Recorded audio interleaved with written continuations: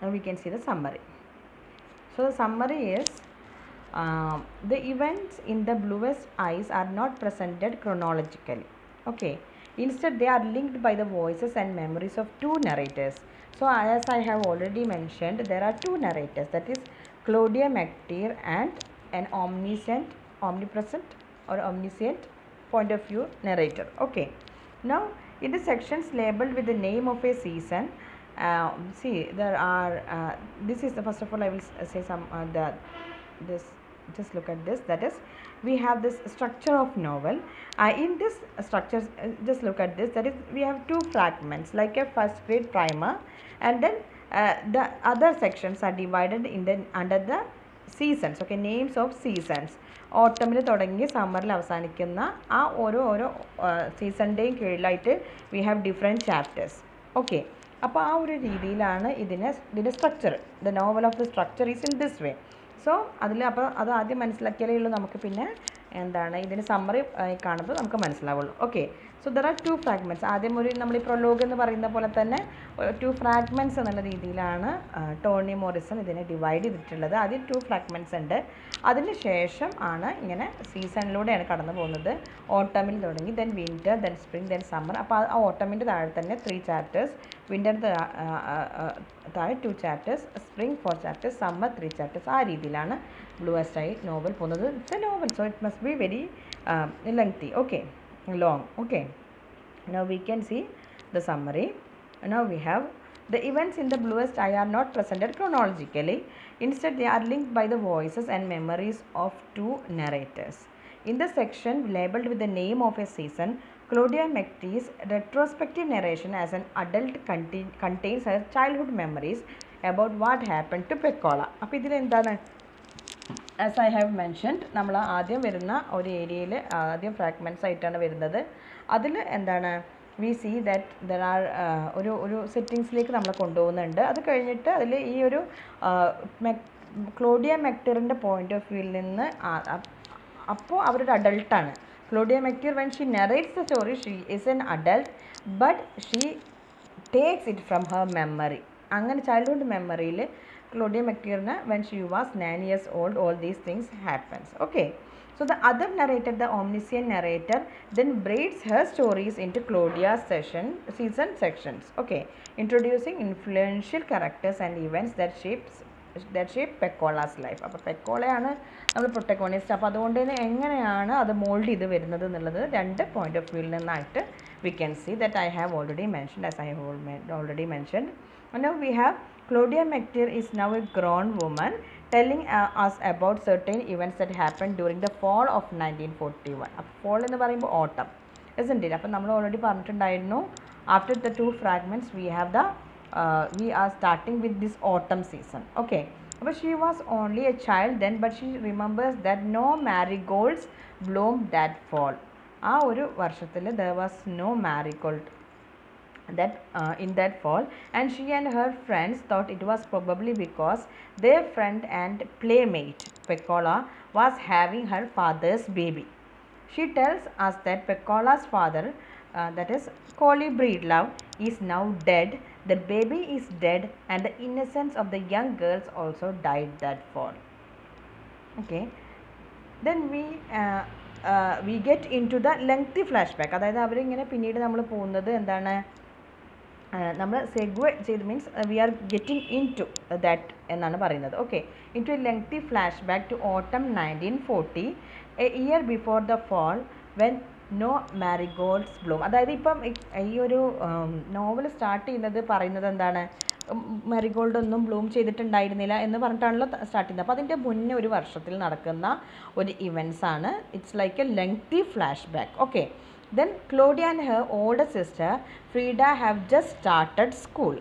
That autumn, the McTeers accept Mr. Henry as a roomer because his rent money will help pay bills. അപ്പോൾ തരക്കേടില്ലാത്തൊരു ഫാമിലിയാണ്. അപ്പോൾ അതിലേക്ക് mister Henry വന്നു കഴിഞ്ഞാൽ അവർക്ക് കുഴപ്പമില്ലാതെ ജീവിച്ചു പോകാനുള്ള ഒരു രീതിയിലാണ്, അങ്ങനെ ഒരു ഫാമിലിയാണ്. Now the family soon has another roomer, Pecola Breedlove, a young black girl whom county officials place in the McTeer home after Pecola's father burns the family house down.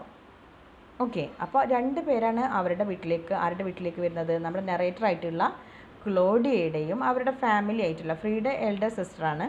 അപ്പോൾ അവർ ഫാമിലിയിലേക്ക് വരുന്നത്. So we are seeing the things from the narration of Claudia. Okay, അപ്പോൾ ആ രണ്ട് പേരിൽ ഒരാൾ mister ഹെൻറിയാണ്, രണ്ടാമത്തെ ആൾ Pecola ബ്രീഡ്ലവാണ്.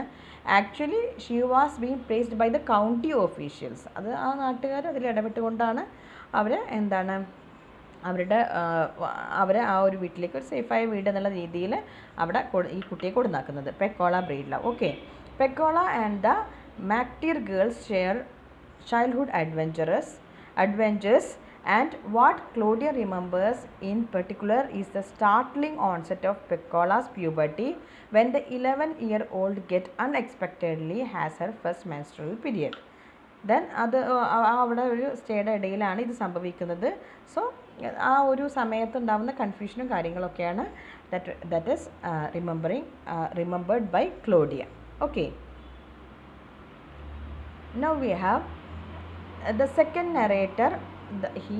The second narrator offers us her memories about Peccola's family. അപ്പോൾ നമുക്കൊരു ഓംനിസിയൻ നെറേറ്റർ ഉണ്ടെന്ന് പറഞ്ഞല്ലോ. ഈ നോവൽ പറയുന്നത് രണ്ട് പേരാണ്. അതിൽ ഒരാൾ Claudia McTeer, the second one is the omniscient narrator. അപ്പോൾ അത് പിന്നെന്താണ്, പെക്കോളാസ് ഫാമിലിയെ കുറിച്ചാണ് പറയുന്നത്. Okay, she describes the house where the Breedloves lived before Cholly burned it down. അപ്പോൾ കോളി അതിനെ ബേൺ ചെയ്യുന്നതിൻ്റെ മുന്നേ ആണ് ഈ ഒരു Breedlove. Okay, as she points out the antagonist relationship, there is a kind of fight happening all the time between Peccola's parents. Okay, we see Peccola and her brother Sammy bracing themselves for the ordeal of listening to their mother quarreling violently with their drunken father, Collie, as he tries to sleep off the effects of the previous night's whiskey. That is a broken family. Father is a drunkard and mother is fighting or is always quarreling violently with her husband. Okay, against a backdrop of grinding poverty, with her parents locked in an ugly cycle of hostility and violence, Peccola seeks hope in her prayers for beauty, which she feels will lead to her being loved. Each night Peccola fervently prays for bluest eyes, sky blue eyes, thinking that if she looked different, pretty, perhaps everything would be better. Maybe everything would be beautiful. Okay, now Claudia's narrative returns with winter. അപ്പോൾ വീണ്ടും Claudia അടുത്ത സെക്ഷനിലേക്ക് പോകുമ്പോൾ വിൻ്ററിൽ ആണ് ക്ലോഡിയയുടെ narrative വരുന്നത്. അതിവിടെ ആ കാര്യങ്ങളൊക്കെ പറയുന്നത് പിന്നെ ഓംനിസിയൻ നെറേറ്റർ ആയിരുന്നു. അപ്പോൾ ആ ഫാമിലി എന്ന് പറയുമ്പോൾ there is a contrast between McTeer family and Pecola's family. രണ്ട് ഫാമിലിയിലും രണ്ട് കുട്ടികൾ തന്നെയാണ് ഉള്ളത്. But it's a very violent condition situations happening in Pecola's family Breedloves. Mactier's family, even though they have their own financial troubles, still the parents are protective. They are trying to give the best to their children, Claudia and Frida. അപ്പോൾ അതിൻ്റെ ഒരു confidence ആ കുട്ടികളിലുണ്ട്. But Pecola instead she is continuously feeling insecure and she is hated by everyone.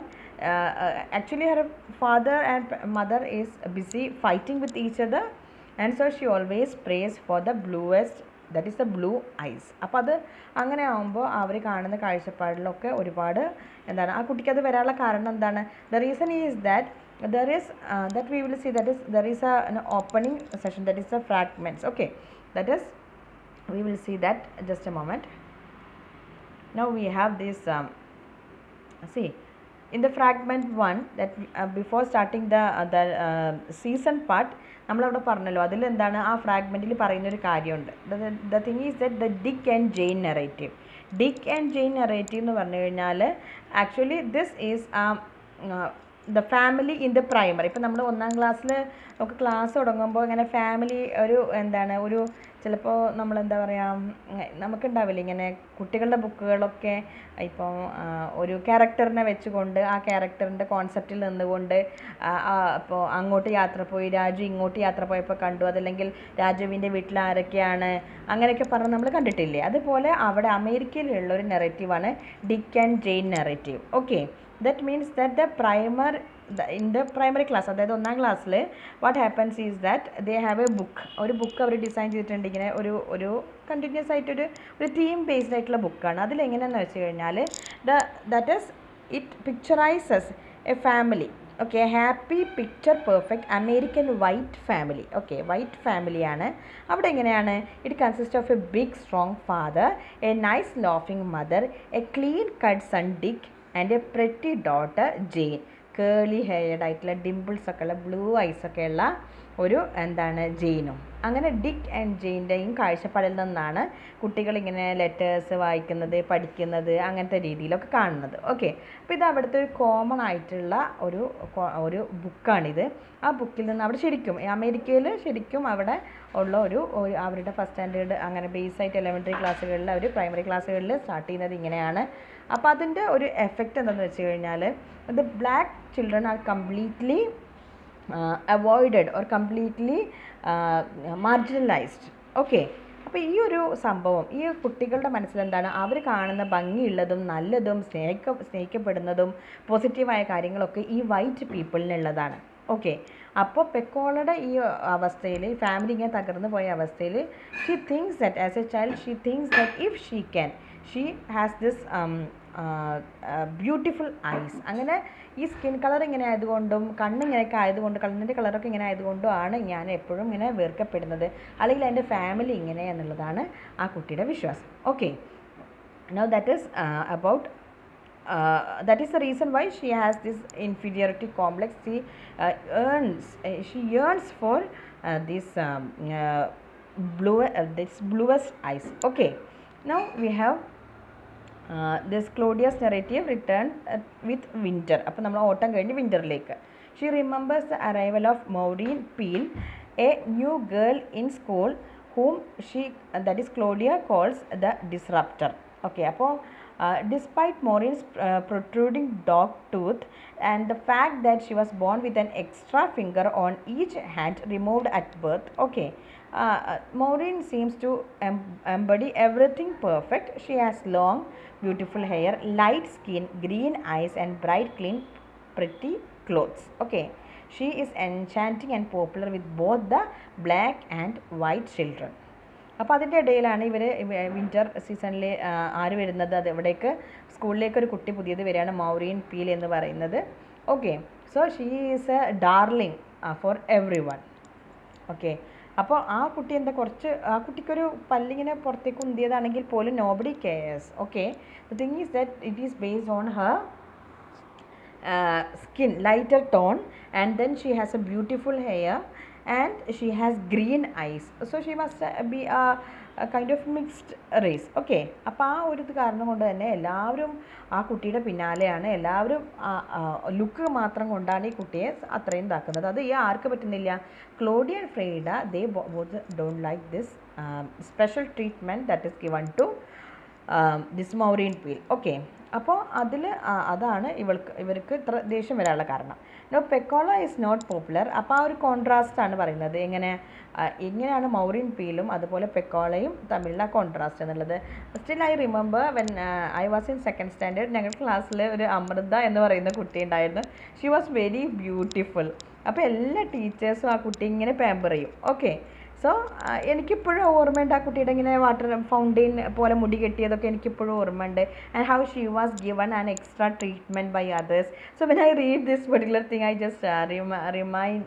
Just remembered that type of things happens in the settings, school settingsൽ. അതുകൊണ്ട് തന്നെ ആ teachers ഇഷ്ടപ്പെടുന്ന കുട്ടിയാകുമ്പോൾ പിന്നെ മറ്റുള്ള കുട്ടികൾക്കും ഇഷ്ടമായിരിക്കും ആ കുട്ടിയെ. എല്ലാവരും ഇങ്ങനെ അഡ്മയർ ചെയ്യും. അപ്പോൾ ആ ഒരു എന്താണ് ടീച്ചേഴ്സിൻ്റെ അപ്രോച്ചിലൊക്കെ വ്യത്യാസം ഉണ്ടാവും. അപ്പോൾ we can just understand that this all the people around this Maureen Peal is giving attention to her. അപ്പോൾ അത് ആർക്കും ഇഷ്ടമല്ല. Claudia and McTeer, Claudia and Frieda, both of them loathe her. Okay.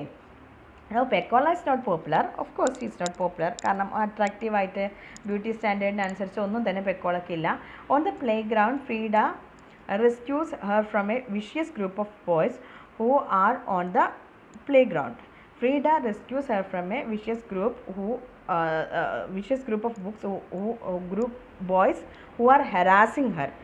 ഭയങ്കര എന്താണ് ഈ കുട്ടിയെ കളിയാക്കിയിട്ടും പുച്ഛിച്ചിട്ടൊക്കെ പെക്കോളയെ കളിയാക്കിയിരുന്ന കുട്ടികൾ ഒരുപാടുണ്ടായിരുന്നു പ്ലേ ഗ്രൗണ്ടിൽ. അവിടുത്തെ Frieda is a confident. Frieda and Claudia both of them are confident girls. Okay. But Pecola is she is desperate. She is treated terribly by others. അപ്പോൾ അതുകൊണ്ട് തന്നെ ആ കുട്ടിക്ക് ഒരു സെൽഫ് എസ്റ്റീം ഇല്ലല്ലോ. So this is the time when these girls rescue Pecola. Now Maureen moves quickly and stands beside Pecola and the boys leave. Okay. Now Maureen then links arms with Pecola and buys her some ice cream. അപ്പോൾ നല്ലൊരു കാര്യമായിരുന്നു അതൊക്കെ സംഭവിച്ചത്. Maureen, the world seems wonderful until Maureen begins to talk about Pecola's father's nakedness. അപ്പോൾ മൗറിൻ എന്താ പിന്നെ പറഞ്ഞു വരുന്നത്? She is talking about Cholly and his nakedness. Okay. അപ്പോൾ അത് പറഞ്ഞ് പെക്കോളയെ വീണ്ടും ഹ്യൂമിലേറ്റ് ചെയ്യാണ്. Claudia and Frieda quarrel with her and during the squabble Claudia swings at Maureen but hits Pecola instead. Okay. Maureen runs across the street and screams back at the three girls, I am cute and you ugly, black and ugly.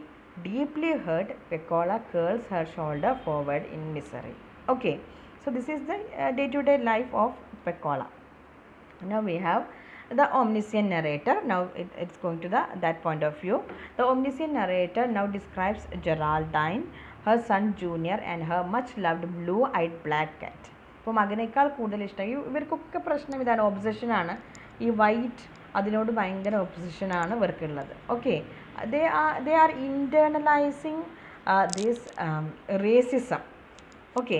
അതായത് നമ്മുടെ നാട്ടിൽ തന്നെ നമ്മൾ പല രീതിയിലും ആളുകളെ കാണാറില്ല. ആളുകൾ ഇപ്പോൾ വെൽത്തി ആയിട്ടുള്ള ആളുകളായിരിക്കും, നമുക്കറിയാം അവർ വളരെ മോശമായിട്ട് ചിലപ്പോൾ അവരുടെ വെൽത്തൊക്കെ ഉണ്ടാക്കിയിട്ടുണ്ടെന്ന് നാട്ടുകാർക്കും വീട്ടുകാർക്കും എല്ലാവർക്കും അറിയുന്നുണ്ടാവും. Okay. Still people are going behind them, talking great things about dum.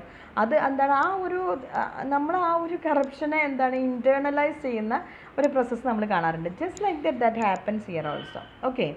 പിന്നെ നമ്മൾ എന്താ പറയുക, ഇപ്പം ഈ കാസ്റ്റസ് ആണെങ്കിലും അതുപോലെ റിലീജിയസ് ആയിട്ടുള്ളതാണെന്നുണ്ടെങ്കിലും പ്രശ്നങ്ങളൊക്കെ ആണെന്നുണ്ടെങ്കിലും വി സീ ദറ്റ് ഇൻറ്റേർണലൈസേഷൻ, അതിൽ പെട്ട ആളുകൾ കൂടി അതിനെ അങ്ങ് സപ്പോർട്ട് ചെയ്യുന്നത് നമുക്ക് കാണാം. അതിൻ്റെ വിക്ടിംസ് ആയ ആളുകളായിരിക്കും ശരിക്കും ഉണ്ടാവുക. But still they are also having the same outlook towards their fellow beings. Okay. അപ്പോൾ അതിൽ പെട്ട ഒരാളാണ് ഈ ജെറാൾഡൈൻ എന്ന് പറയുന്നത്. Now she neglected by that is her son is really angry. കാരണം കാറ്റിനാണ് കൂടുതൽ ഇമ്പോർട്ടൻസ് കിട്ടുന്നത്. Neglected by his aloof and status conscious mother, Junior wickedly lures and unsuspecting Pecola into his house under the pretense of showing her some kittens. അപ്പോൾ ഇവളെ എങ്ങനെയാണ് ആളുകൾ victim ആക്കുന്നത്, പല രീതിയിലും യൂട്ടിലൈസ് ചെയ്യുന്നത്, എക്സ്പ്ലോയിറ്റ് ചെയ്യുന്നത് എന്നുള്ളതിൻ്റെ ഒരു ഉദാഹരണമാണിത്. ദാറ്റ് ഈസ് ജൂനിയർ, അതായത് ഈ ജെറാൾഡൈൻ്റെ മകൻ junior, he asked Pecola to come in to see some of the kittens. Okay. Once inside, Junior hurls his mother's big black cat on her face. Scratched and terrified, Pecola moves towards the door, but Junior blocks her way. She is momentarily distracted by the black cat rubbing against her. The blue eyes in the cat's black face mesmerize her. Okay. Now Junior grabs the cat and begins swinging it in circles. Trying to save the cat, Pecola grabs Junior, who falls and releases the cat, letting it fly full force against the window. Geraldine suddenly arrives home and Junior immediately blames the cat's death on Pecola. അപ്പോൾ പെക്കോളയെ എല്ലാവരും കുറ്റപ്പെടുത്തും. അതിൻ്റെ ഒരു ഇതാണ്. Junior എന്ത് പറയാണ്, he really dislikes the cat. Okay. But he lures Pecola in and she is convicted of killing this cat. അപ്പോൾ Geraldine എന്ത് വിശ്വസിച്ചു, പെക്കോളയാണ് തൻ്റെ കാറ്റിനെ കൊന്നെന്ന് വിശ്വസിച്ചു. Okay. So she is again humiliated and loathed by this people. Now Claudia's narrative resumes. വീണ്ടും സ്പ്രിങ്ങിലാണ്, അതായത് നമ്മൾ ഓട്ടം കഴിഞ്ഞിട്ട് പിന്നെ അതിൽ ഒംനീസിയൻ നെറേറ്റർ വന്ന് ഫാമിലിയെക്കുറിച്ച് പറയുന്നു. ദെൻ അഗെയിൻ വിൻ്ററിലേക്ക് പോകുന്നു. വിൻ്ററിൽ ആരാ പറയുന്നത്? ക്ലോഡിയ സ്കൂളിൽ നടക്കുന്ന സംഭവങ്ങളും ദെൻ മൗറിൻ പീലിനെ കുറിച്ച് പറയുന്നു. ദെൻ ഓംനിസിയൻ നെറേറ്റർ ജെറാൾഡിൻ എപ്പിസോഡിനെ കുറിച്ച് പറയുന്നു. ദാറ്റ് ഈസ് എപ്പോഴും ഷിഫ്റ്റ് ഉണ്ട്, ഈ നെറേറ്റേഴ്സിലും പോയിന്റ് ഓഫ് വ്യൂയിലും ഷിഫ്റ്റ് നടക്കുന്നുണ്ട്. Okay, now Claudius narrative resumes with spring. Okay, and she tells us about painful whippings and about her father beating Mr. Henry for touching Frida's tiny breasts. So Mr. Henry tries to molest this girl. Okay, the sisters go to visit Pecola, who now lives in a drab downstairs apartments. The top floor is home to 3 prostitutes. Okay, Mary, China and Poland. അപ്പോൾ അവിടെ അവർ കുറേ തമാശകളൊക്കെ പറയുന്നുണ്ട്. കുറേയൊക്കെ ഈ പെക്കോളയെ മനസ്സിലാക്കാൻ പറ്റുന്നത് ഈ പ്രോസ്റ്റിറ്റ്യൂട്ട്സിന് മാത്രമാണ്, കാരണം they are also marginalized. Okay, so അവിടെ താമസിക്കുന്ന 3 പ്രോസ്റ്റിറ്റ്യൂട്ടുകളാണ് Marie, China and Poland. Okay, now we have the omniscient narrator then tells us about Pauline Breedlove's. അതായത് ആരാണ്? That is the mother of Pecola. Pauline Breedlove's early life, her marriage to Coley, the births of Pecola and Sammy, and her job as a servant for a well-to-do white family. Okay, Pauline's story is followed by a recounting of, that is, she was born in, that is, Pauline was born in a countryside where she when she was 2 years old, she unknowingly accidentally stepped on a nail, ഒരാണി കാലിൽ കുത്തിക്കയറി. അങ്ങനെ she started limping. അപ്പോൾ അതുകൊണ്ട് തന്നെ she was mocked by others. Okay, and she has 2 children, 2 brothers, siblings to take care, that is chicken and pie. Okay, and then we have this Coley's traumatic childhood and adolescence, that is abandoned by his mother and father. Coley is raised by a beloved great aunt Jimmy, who dies when Coley is a teenager. During Coley's first sexual experience, that is Darlene, he and the girl Darlene are discovered by 2 white men who mocked and humiliate them. Afterwards, the pain of humiliation coupled with the fear that Darlene might be pregnant prompt Coley to leave town and head towards Macon, where he hopes to locate his father, Samson Fuller. He finds a belligerent wreck of a man who wants nothing to do with his family. അയാൾ അവനെ കൈയൊഴിയാണ് ചെയ്യുന്നത്, മകനെ support ചെയ്യുന്നില്ല. Okay, Samson Fuller എന്നാണ് അയാളുടെ പേര്.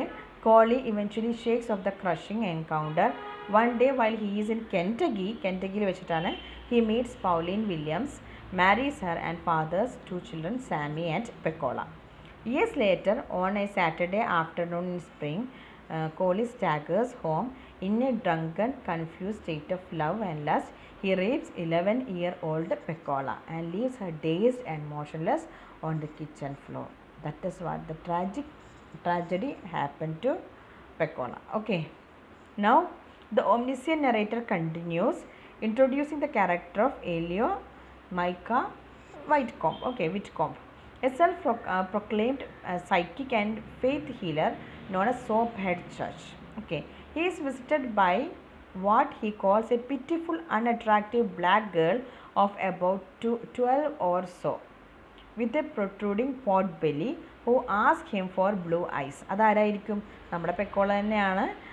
ഈ ഒരു ട്രോമാറ്റിക് ആയിട്ടുള്ള ഒരു സിറ്റുവേഷനിൽ ഈ പെൺകുട്ടി she becomes pregnant. Okay, and then now what happens is that she visits this man, this Soaphead Church, who is a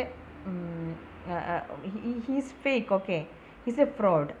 അപ്പോൾ അവിടെ പോയിട്ട് ഈ കുട്ടി കാണുന്ന what she as is she asked for, out of her trauma, she asked for blue eyes. Okay, he tricks her into poisoning a sickly old dog, proclaiming the dog's sudden death as a sign from God. Her wish will be granted. അപ്പോൾ നിൻ്റെ ഈ dog എങ്ങാനും ചത്ത് പോയാൽ എന്താണ്, നിനക്ക് നിൻ്റെ കണ്ണ് കിട്ടിയിട്ടുണ്ടാവും, നിനക്ക് നിൻ്റെ കണ്ണ് കിട്ടിയിട്ടുണ്ടാവും എന്ന്, ബ്ലൂ ഐസ് കിട്ടിയിട്ടുണ്ടാവും എന്ന് ഈ പെൺകുട്ടിയെ പറഞ്ഞ് ഇയാൾ പറ്റിക്കുകയാണ് ചെയ്യുന്നത്. Okay, now Claudia's narrative returns with Summer, and she tells us that she and Frida learned from gossip that Pecola was pregnant by her father. She remembers the mix of emotions she felt for Pecola: shame, embarrassment, and finally sorrow. Okay, that is, the girl is completely, these girls are completely shocked to know this. Okay, alone and pregnant, Pecola talks to her only companion, a hallucination. അവൾ എന്ത് ചെയ്തു, ആരുമില്ല, അതായത് when she becomes pregnant, nobody,